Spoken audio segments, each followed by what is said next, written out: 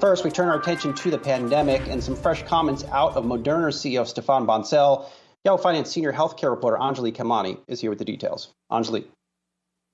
Thanks, Brian. Yep, we heard from Moderna CEO Stéphane Bancel at a healthcare conference hosted by Goldman Sachs, saying that we're going to need boosters in the fall of this year. And this comes really at a time where we're hearing about increased cases and hospitalizations across the country. But I want to point to the fact that his belief in the need for boosters has been consistent over time. Here's what he told us last year.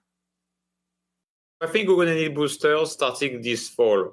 And there are a few reasons I believe that. One is there is a body of work, including done by Professor Davenport in Australia, that has been published, that shows that the immunity is waning over time.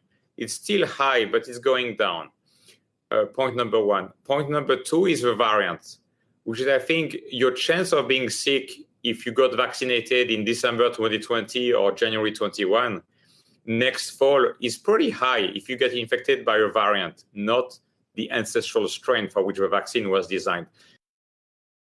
So as you can hear, really consistent on that messaging, pointing to data. We even got new data today, pointing to the fact that mRNA vaccines are doing a much better job of increasing protection over time, especially with those boosters as compared to Johnson & Johnson. And this comes just as the CDC has followed suit when it reduced the timeline for booster doses. We know earlier they reduced the timeline for Pfizer vaccines for 18 and up to 5 months after the primary course. They've now followed suit today, announcing a 5-month interim for primary course to booster for Moderna as well. So that is likely going to follow through for when we need the next boosters. It's important to keep an eye on that. Meanwhile, of course, we see across the country the increase in cases daily, pushing the average up to more than 600,000 per day now. And that's a steep increase compared to just last month. Meanwhile, hospitalizations do continue to increase.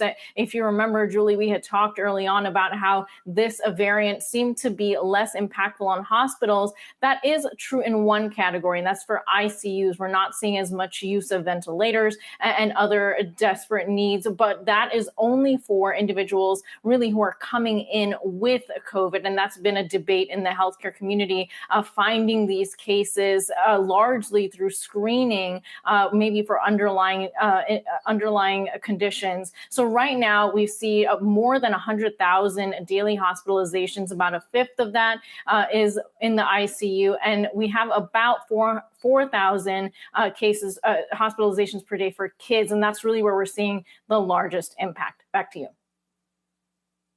Anjalee Khemlani, thanks so much.